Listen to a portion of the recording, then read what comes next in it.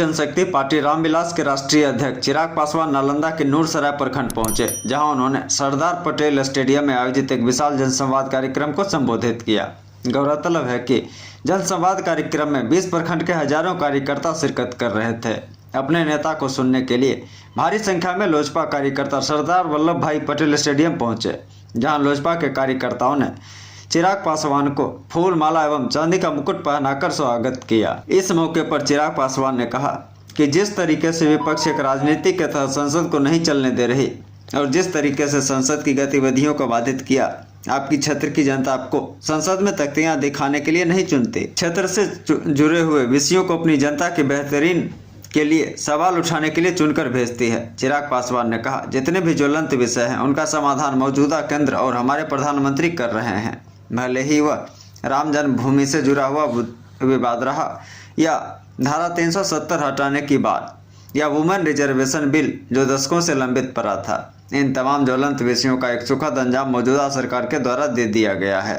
ऐसे में विपक्ष के पास अब कहने के लिए बचा नहीं। राम जन्मभूमि पर 90 के दशक से राजनीति होती आ रही है।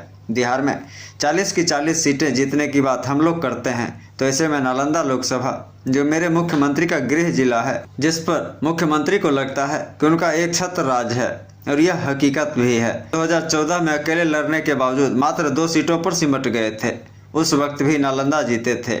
2019 में तो जीते ही थे गठबंधन के सहारे, पर 2024 में मुख्यमंत्री नीतीश कुमार कम से कम अपना गृह जिला तो नहीं बचा पाएंगे।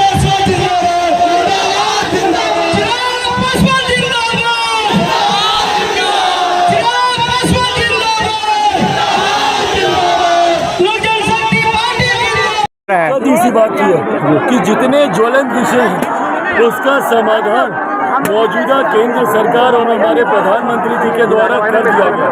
भले वो राम जन्मभूमि से जुड़ा हुआ विवाद रहा हो, भले वो धारा 370 हटाने की बात रही हो, या वुमेन रिजर्वेशन बिल जो दशकों से लंबित पड़ा था, इन तमाम ज्वलंत विषयों का एक सुखद अंजाम मौजूदा सरकार के द्वारा दे दिया गया। ऐसे में विपक्ष के पास अब कहने के लिए कुछ बचा नहीं।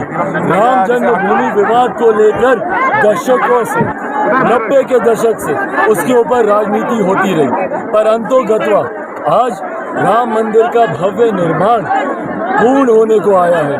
22 तारीख को उसका उद्घाटन है और मुझे लगता है वो एक नए भारत के अध्याय की शुरुआत। आप भी जाएंगे के साथ ही प्लीज वो बाइट जरूर दिखाइएगा जिसमें हम जनता से पूछ रहे हैं कि आप बढ़ते अपराध का जिम्मेदार कौन, तो जवाब आता है नीतीश कुमार।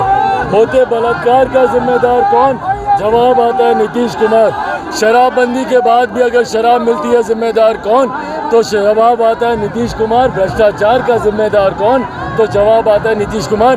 ये नालंदा की जनता, ये नालंदा के लोगों का आक्रोश है मुख्यमंत्री नीतीश कुमार जी के प्रति।